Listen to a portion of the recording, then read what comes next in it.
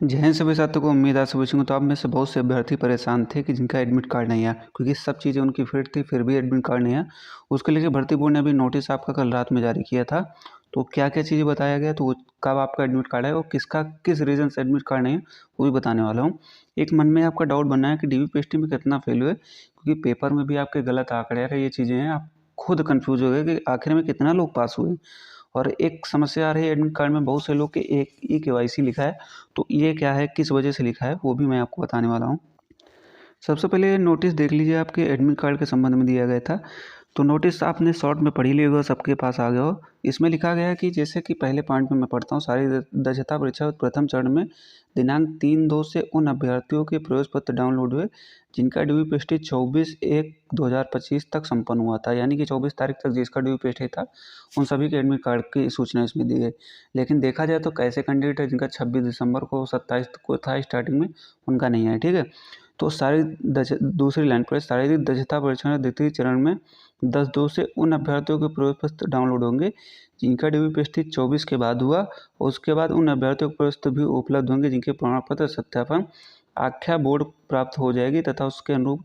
जैसे कुछ लोग क्या है, जैसे पेपर में याद दिया था, वो भी मैं आपको कटिंग दिखाऊंगा कि संदिग्ध थे, आपका EWS हो गया, OBC कास्ट सर्टिफिकेट, SC, इस टाइप के। लेकिन अभी तक जो मेरे जानकारी में मेरे पास मैसेज आए कैंडिडेट के, उनका सब कुछ फिट था फिर भी नहीं है। चलो प्रोविजनल वाले फिट होना अलग बात है, उनका मोस्टली लोग का नहीं है, ठीक है। फीमेल में देखा गया है कई लोग का एडमिट कार्ड नहीं है। तो उनका क्या है, वो सब फिट थे लेकिन किसी कारणवश से, जैसे अपील जो छात्र किए थे, नहीं आपका जैसे मान ली पहले राउंड में आप फेल हो गए, और जो अपील किए हैं उन ऐसे कैंडिडेट के मुझे लग रहा है एडमिट कार्ड नहीं है। तो उनका एडमिट कार्ड आपका सेकेंड चरण में आएगा। तो भाई लोग आप परेशान मत हो कि आपका एडमिट कार्ड नहीं आएगा। तो सेकेंड चरण का आप वेट करो, आपका एडमिट कार्ड आ जाएगा।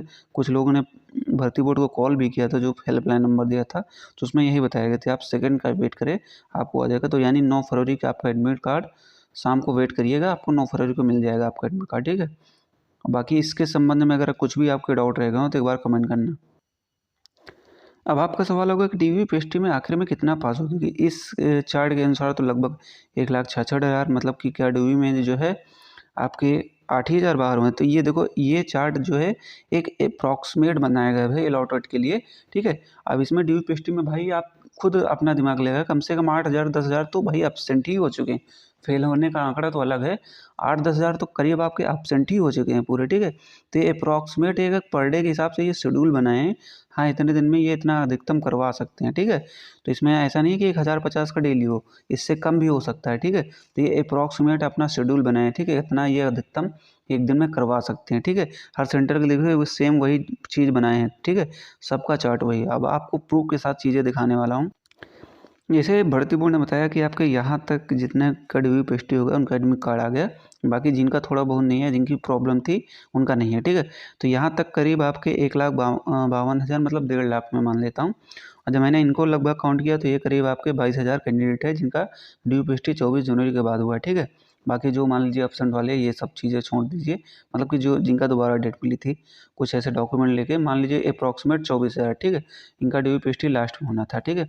उनका एडमिट कार्ड नहीं है। और इसमें मान लीजिए कुछ कैंडिडेट होंगे जिनका ऐसे मिला के। तो अभी पेपर की कटिंग आज देखिए आप। पेपर कटिंग में आपने बताया कि जो है 1.5 लाख अभ्यर्थी शामिल होंगे, 10 से 27 फरवरी तक दौड़ होगी। करीब 1,10,000 अभ्यर्थियों के प्रवेश पत्र जारी किए, आगामी 10 फरवरी को 40,000 थे।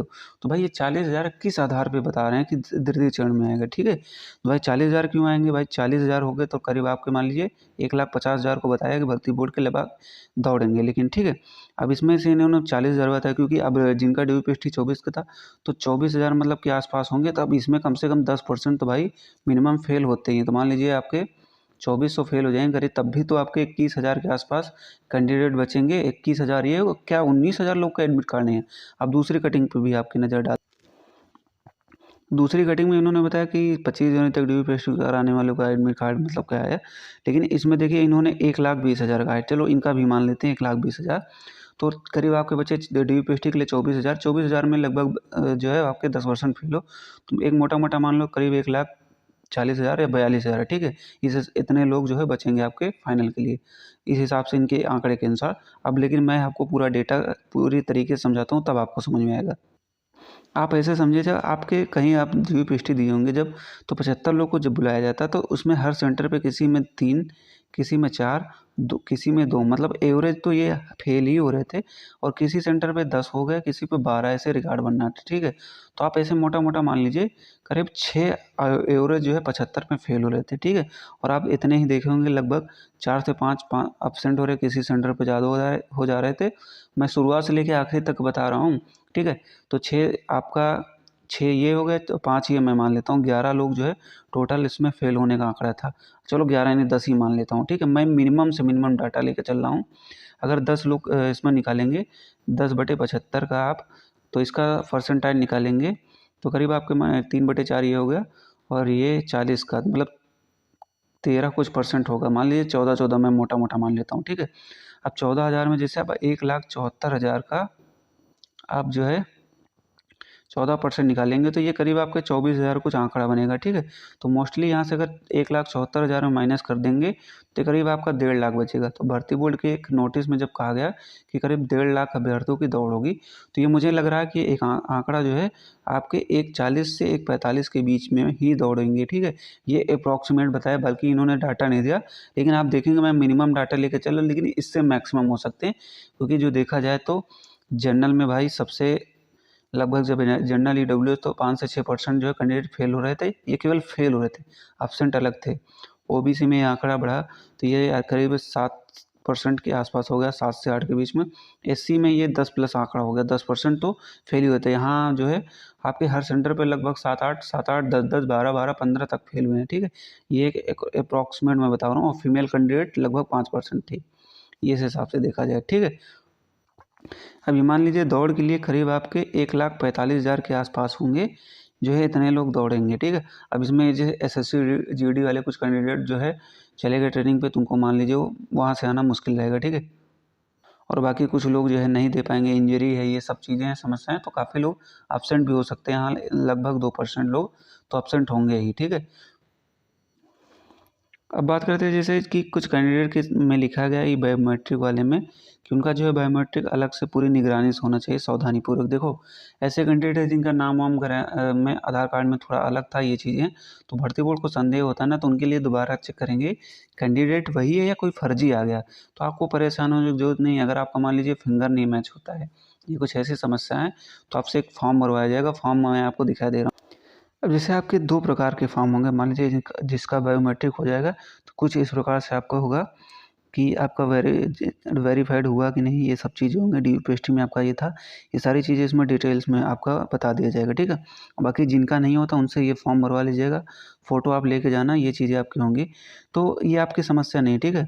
मान लीजिए आपका नहीं मैच करता है तो आपको दोबारा मौका, मतलब दोबारा भर्ती बोर्ड वेरीफाई करेगा कि देखो ये उनके लिए दिक्कत है भाई जो फर्जी कैंडिडेट हैं। भाई आप तो सही है, केवल आपका नाम आधार में मिस्टेक हो गया, ये चीज़ें है, पिताजी का नाम है, तो भाई वो वेरीफाई करवा लेंगे, गांव जाके थाने से करवा लेंगे। जब आप फर्जी नहीं तो आपको परेशान होने की जरूरत नहीं। जो फर्जी है उसके लिए दिक्कत है, ठीक है। तो आप घबराए नहीं, चाहे आपका फिंगर आए या ना आए, आपका ना हो केवाईसी, कोई दिक्कत नहीं। आपको दौड़ने की मिलेगा, कोई दिक्कत नहीं, आप दौड़िए आराम से। बस टेंशन में वो अभ्यर्थी लें जो फर्जी हैं। जो आप फर्जी नहीं है तो भाई कोई दिक्कत नहीं। बहुत से लोग का होता है, मेरे समय में करीब आपके जो है 200 कैंडिडेट ऐसे थे जिनका फिंगर नहीं मैच हो रहा था, तो भाई वो ट्रेनिंग कर रहे हैं, कोई दिक्कत नहीं। तो हर भर्ती में ऐसे 200-300 कैंडिडेट हो जाते हैं जिनका एक केवाईसी नहीं होता है। तो ये नेचुरली समस्या है, किसी का नहीं आता है, उसके लिए आप परेशान मत हो। वो वेरीफाई करा लेंगे अपने स्तर से, भाई फर्जी है कि यह है। बाद में अगर फर्जी मिलता है तो भाई आपके लिए दिक्कत होगी। तो आप परेशान हो नहीं, जब आप जेन्युइन हैं कोई दिक्कत नहीं। बाकी अगर आपको कुछ भी डाउट है तो आप कमेंट कीजिए, मैं जवाब दूंगा।